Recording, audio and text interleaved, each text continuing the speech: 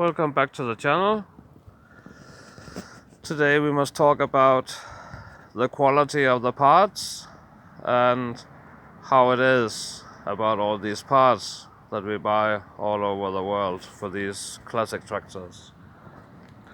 Some days ago I mount this one here to the back wheel. Maybe you can see it there, and you can see it's not all the way down. The threads, they're not the right one, I think. I have not tried yet, but I really think that one. Right now it's tight. I will not go any more down. The part itself is very nice, absolutely. But nobody have checked about what is the threads on the tractor and what is the thread on the new part. On this one is the old one. You can screw it with if you undone that one and you put it down, you can screw it with your fingers. It goes right down. On the last 3-4 threads you must do with a shifting wrench or something like that. And also to the front about the hydraulics, I put a new one also, and that one is also not down.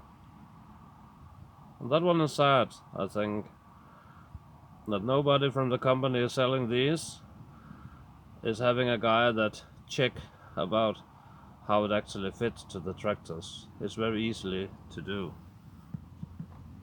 Also here, this one is soldered on, and I have not do any rape to that one or something. I just stick it on and then it falls out. So I must solve that again. I must buy the tools for that one and put it back, or order a new one. And I tried that one many times.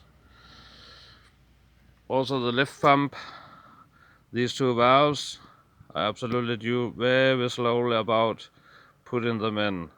I don't know how to do it in the right way, but the one valve was not function.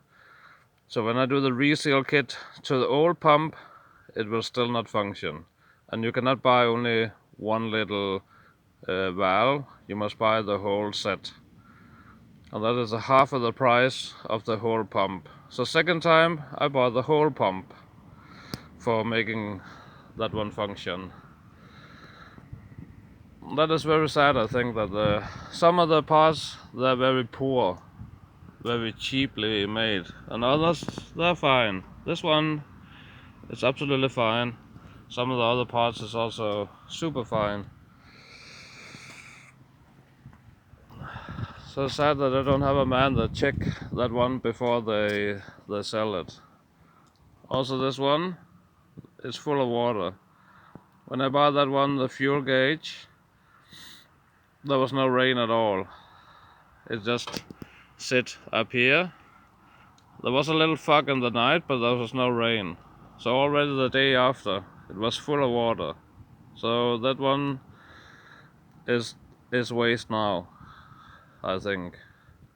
Anyway, I will order a new one, and then in the future I must cover this one in plastic when it stands outside.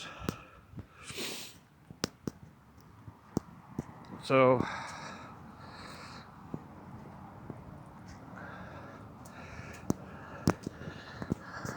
my point is that I hope some of these companies, they will hire make an employer. They will control about the parts, about is it function or what is the quality of these. I know one man, he already do that one, and that is Bundy Bear. He check about the parts and see it function or not function. He's having a dialogue with these people, so that's very nice. But it's a market that's controlled of 1 or 2 companies, and they control the whole market and the whole world about the parts. so it's difficult. It's definitely uphill. But some shops, they also small companies, they're super good. They don't have so much staff, the service is higher, and the looking about the quality is also higher. So that's definitely good. So these, and also on the other side I have one of these brass for letting the coolant out. I bought from a small company in UK, and they're very nice quality.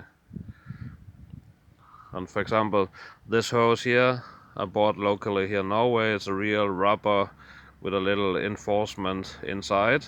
It's very flexible and very fine. Earlier on I bought from here and down here to that one. I ordered that one in UK. In the picture it was like a very nice hose. It looks very industrial, and when it came it was plastic. Super low quality plastic.